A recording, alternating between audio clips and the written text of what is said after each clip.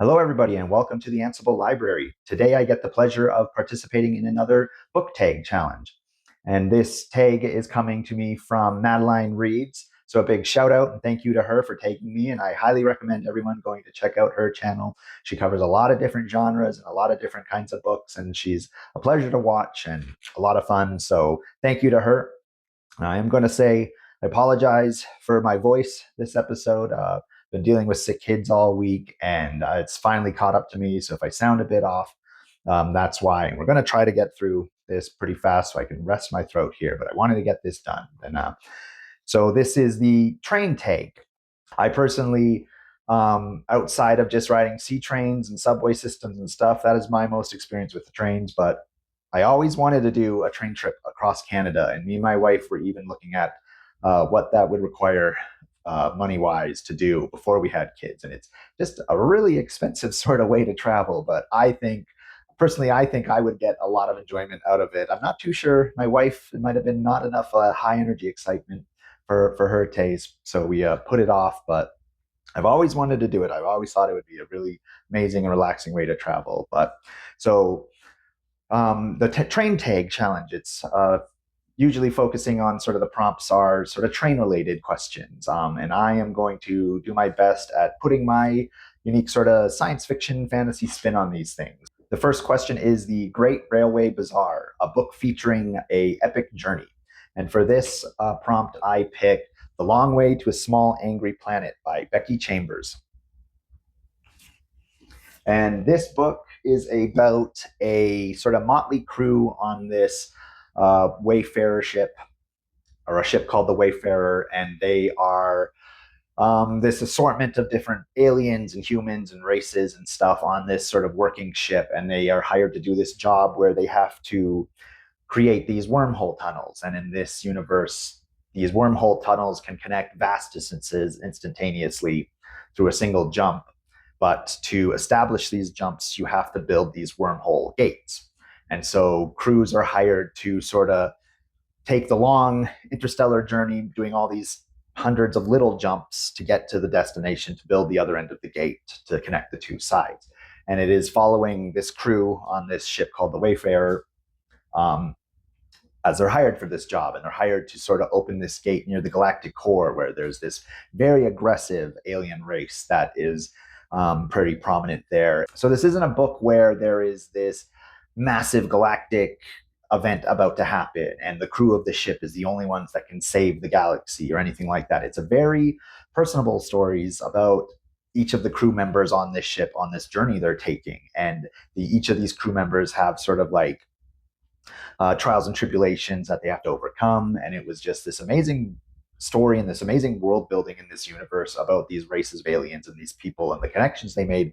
And there is this vaster galactic political thing happening because they're hired to open this wormhole gate near this aggressive aliens. And so the rest of the galaxy is worried about what's that going to mean? Is there going to be war? Is there going to be some of this stuff like, are they going to spread out past the core and invade and stuff like that? So they are caught in the middle of like these political battles, but they're doing their job. They're doing what they feel best is for themselves and the crew. So it was a lot of fun to read, and I really enjoyed the world building and really enjoyed the characters and the aliens that she created.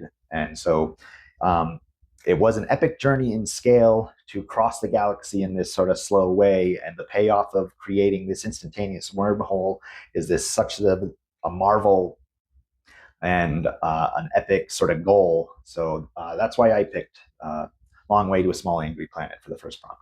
Question 2 is Brief Encounters, a book or short story you could read while waiting for a train. And for this one, I picked Star Wars Tales from the Mos Eisley Cantina. And yes, this book by itself altogether is a pretty hefty book. Well, longer than you wouldn't be able to finish it all waiting for a train, in my opinion. But it is a collection of short stories. And each of these short stories focus around the Mos Eisley Cantina event from episode 4, A New Hope movie. And it is taking each of those aliens and creatures and characters you see in that scene in the movie and writing their story about why they were there in that bar that day and where they came from and what happened after, with sort of this confrontation in this bar with Luke and Han and Greedo and Obi-Wan and them as sort of like the central focal point of everything. And so I think you could easily pick a couple stories out of these and get a lot of enjoyment out of them, and easily read some of them before getting on your train. And I just thought it was a really fun idea of taking this sort of cool and crazy iconic moment from the first Star Wars movie made, where we see such this vast array of alien races and species and peoples, and you get to learn their stories and learn their names and learn their history, and just getting all these backstories and all these stories of all these creatures. So I thought it was a lot of fun, and it's definitely, you could read a couple of these and get a lot of enjoyment out of them. Question 3 is Bradshaw's Guide, a guidebook to your favorite place or thing. And I felt like there was just the perfect science fiction book to answer this question. And I just had to pick it because it works so well. And it is Hitchhiker's Guide to the Galaxy by Douglas Adams. And this is an amazingly fun book, amazingly witty book, and just a lot of fun to read. And it is telling this story of Arthur Dent, who is saved by his friend on the planet Earth when the Earth gets wiped out by this race of aliens to create a hyperspace freeway or bypass. And so the Earth is destroyed, and his friend saves him by hitchhiking on one of the ships. And it's just this fun story about his adventures sort of through the galaxy after that, with a lot of like classic moments and a lot of like things that get referenced to in science fiction for a long time. And it's like inner jokes and stuff between people. But it also, throughout in the book, there is the book of the Hitchhiker's Guide to the Galaxy, and it is sort of this compendium book that covers all the information of anybody would need for going anywhere in the galaxy. And so some of my favorite stuff from the book of reading Douglas Adams' book was he has all these sort of inserts about what you would find in this sort of traveler's guide story, and like all the little tidbits of information and sort of backstory and travel tips and tourist tips and warnings and cautions of things not to do and stuff. And they were a lot of fun. So I thought it was a fun pick for this one, and it worked so well with sort of the guidelines of the question that I had to pick it. Question 4 is Breakheart Pass, a book that is a romantic or a Western story, or bonus points for a romantic Western. And now I don't read any Westerns really. The closest thing I come to reading of a Western is the Dark Tower series by Stephen King with the gunslinger in there. And that is sort of like as close as I get typically to a Western as far as I know. It's just not sort of on my radar of things to dive into. I don't read a lot of romance either, but I felt like this one is the perfect fit as well from what I have and what I've read. And it is The Princess Bride by William Goldman. And this book is the source material for the movie, the old movie they made. And that movie was my dad's favorite movie growing up. So we watched the movie a lot. And I didn't realize for the longest time that there was this book on it. And I wasn't really interested in reading it because I didn't think it would be for me, because I just figured it was going to be this romantic story between Buttercup and Wesley and stuff like that, and that they took this source material of the book and turned it into sort of this comical, fun little romantic fantasy adventure for the movie. But my brother read it not too long ago, and he highly recommended me to check it out. And so I picked it up and read it, and it was a lot of fun because William Goldman is writing it as if, is this story like that the country of Florian that it's all based in was an actual country in the world, and this story was the history of that nation. And the original text was written by who does he claim to be? S. Morgensterns. They claim wrote this original text, and there's a lot of stuff in this book by William Goldman that is making reference to the original works. And this is sort of his love letter to that works, because it was a book that his father read to him when he was sick and as a kid. And it wasn't until much later in life, when he got the book for his son, that he realized that his father, when reading it, would skip a lot of stuff in the book because it was a very boring sort of history of this kingdom.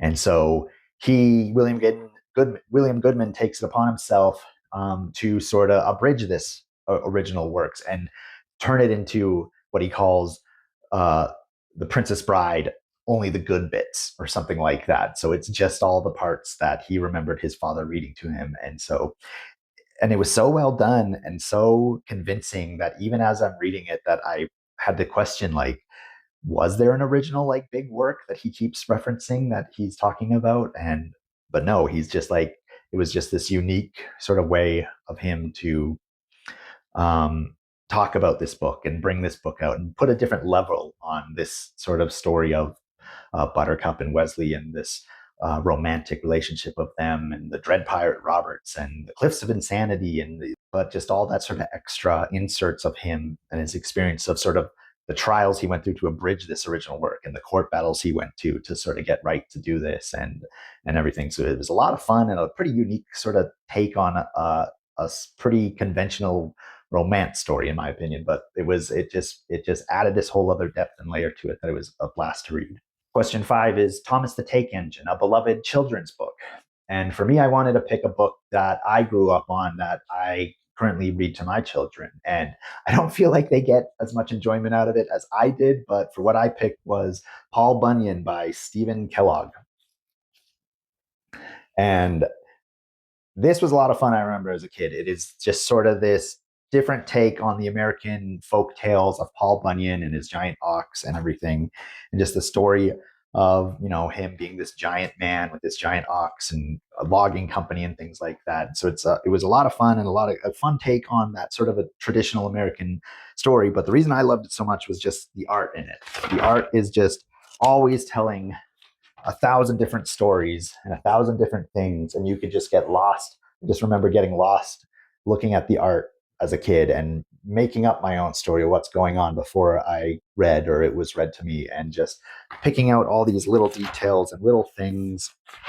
And so it was a lot of fun and a lot of just I found the art to be captivating and mesmerizing. And so I don't know how well you can see it, but I love this book as a kid for that reason. And I feel like I get way more enjoyment reading it to my kids now than they do, but it's still something I carry and remembered and wanted to pass on to them.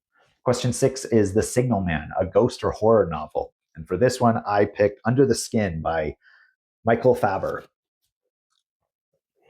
Um, this was a book, I don't even remember how this book got on my radar and how this book uh, was recommended to me, or if I even just like picked it up on a whim and it was interesting enough on the back that I read it. But I'm not sure why I decided to read it, but I'm so happy I did. It's one of my favorite books that I need to revisit real soon, I feel like. But it is this story of this woman who is picking up these hitchhikers in, I think it's the Scottish countryside, and she is picking up these hitchhikers, and they get injected through this special mechanism in the seat and get knocked out, and she takes them back to this farm. It happens pretty early on in the book, so I'm okay with giving away this part because it's not something that they save to the end. The story is very much integral to this reveal, and it's the fact that this woman is actually this alien that is living on this planet in secret, and she is from this race of alien where on their home planet meat is a very scarce thing, and human meat specifically is a delicacy and worth a lot of money for these aliens. And so she is part of this group hiding on the planet her job is to sort of collect the cattle for this farm. And the humans she captures gets their like voice box removed and their genitals removed, and they are locked in these cages underground in the dark and force fed to fatten up. And once they reach a certain level, they are killed and butchered and shipped off planet as these sort of for the cultural elite of this alien race. And it's entirely told from her viewpoint. Since it's all from her viewpoint, she does just see us as animals, and she sees us as things to be butchered. And she has been sort of surgically altered in her appearance and her posture and everything, so she would pass as a human, and she is considered this like grotesque freak among her own kind. And so she is sort of alienated from her own race and alienated from our race, and she is doing this job to reach an end goal. And So it's just this haunting, horrible story about what is happening to these people. But it was a lot of fun to read and very interesting. And it was a very unique viewpoint from this woman's perspective and just her growth that she goes through in this book and what happens to her in this book. It's just, it was an amazing and I loved it. Question 7 is Strangers on a Train, a new book you hope to read this year. And it doesn't necessarily have to be a book that was released this year.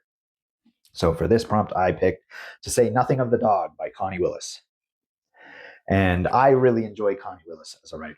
And this book is part of the Oxford time travel series where Doomsday Book was the book before it. And I've mentioned before in my videos that Doomsday Book was one of my favorite books ever.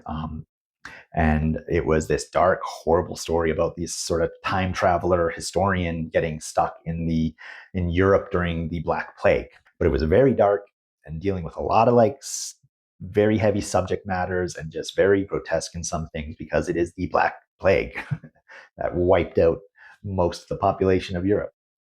And so, but to say nothing of the dog, it sounds like it is a much more lighthearted story and a much more fun story than what Doomsday Book was. And I read some of Connie Willis's other things, and I've really enjoyed the humor in her books when it pops up. And I really enjoyed her writing. And so I felt like this would be an interesting read after coming off of such a heavy book of Doomsday Book to have something of a lighter fact. And it's about these time traveling historians as well. And they're sent on this job to go back in time and study this citadel in Europe somewhere before it was destroyed in World War II, so that this rich aristocrat in the present can sort of recreate it exactly.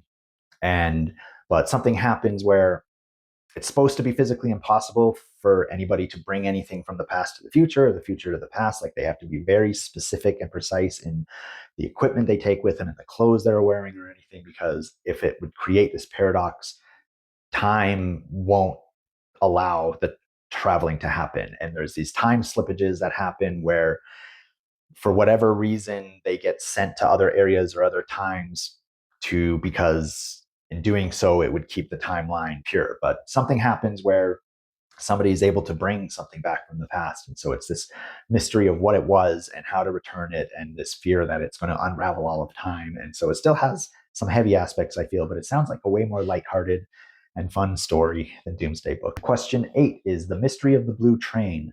Pick a book with a color in the title or on the cover of the book.